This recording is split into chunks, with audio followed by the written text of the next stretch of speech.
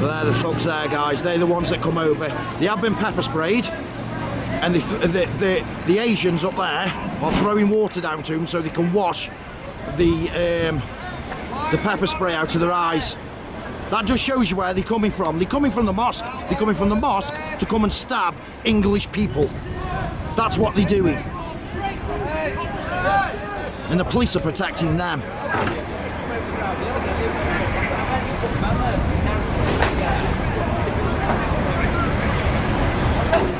Look, all the way up to the mosque. Look, why aren't them police arresting them? It was them. Arrest them. Why aren't the police arresting them? I'm back safely in the mosque now, which is just up there. Just up there. Look, see guys, what's happened here is them three lads that we just videoed that come here, kicking off, they've let them walk past the police and go back into the mosque. Now this man has been moaning about that because they didn't do anything and they've arrested him. You're arresting the wrong people. He just went up there. I just watched him. I've just zoomed in on him. It was them there that were doing it. I've just zoomed in on them. Why can't you? They've just walked past the police and you didn't arrest him, but you've arrested that man there. Far too long we've been silent, we've been oppressed, we've been made to feel ashamed to wave a Union Jack and support our British Christian values. And it is time for us to stand up, find the courage to say enough. We don't mind legal migration. In fact, a lot of people, doctors, nurses, have brought great skills into this country, but the illegal route and the amount of violence that's coming from these countries, and we can't say anything in fear of being called racist. Well, how is being British racist? So I've come here and I'm surrounded by fellow British men and women.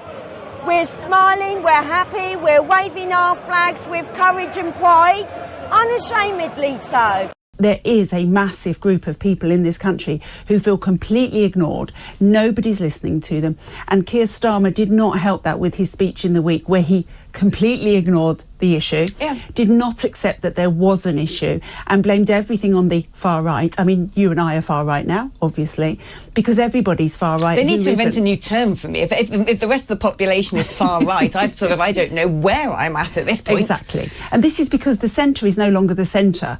The centre is now far left. Yeah. So if the centre is far left, everything else is far right. The thing is, I mean, look, to me, the people spoke during Brexit. They made it very clear that they were fed up with the things that came with globalisation. They were fed up with wage compression. They were fed up with feeling like our government didn't really have any control and just wanted to delegate powers to unelected people in higher authorities. But they were also fed up with open borders. That was very clear. Very clear. And that was 8 years ago, this vote happened.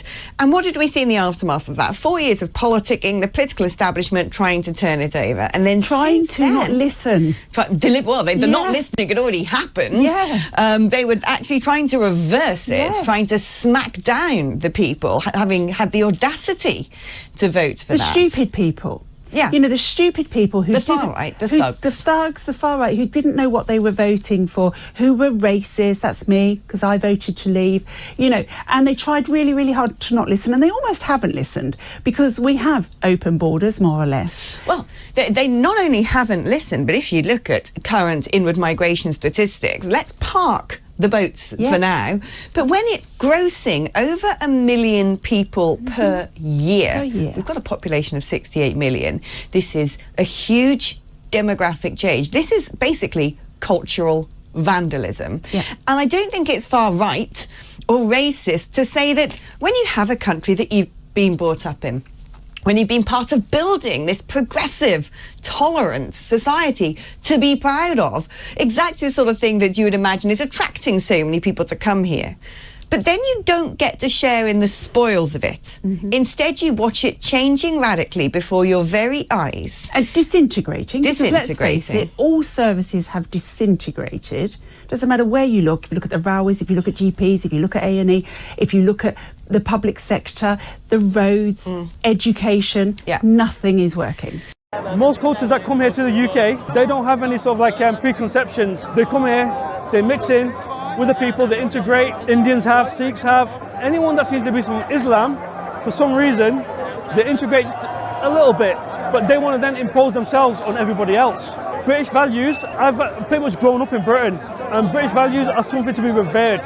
The freedoms, freedom of democracy, freedom of free speech, freedom to protest. Go to one of the 57 failed Muslim states and see how much freedoms you'll get there. Isn't it interesting that why are all these Muslims in this country? Why won't they go to one of those 57 states and live there? They wouldn't, because they know. But what they do want to do, and unfortunately the younger generation in particular don't understand this, they just take all of this for granted. If they were to go to one of the 57 failed states, they'll soon realise what they've got here is close to a miracle. It's beautiful. It's to be revered. What do you say to the people that say, well, events like these are just full of racists and swivel-eyed bigots? I'm black. There's no racism here. It's just we, the people, are standing up for our ancestral values. Our ancestors fought for this. We didn't just appear and claim what we're looking at. Churchill, General Patton, they fought for this. They fought for us so that we don't have to live in a world where somebody will come and tell us what to do.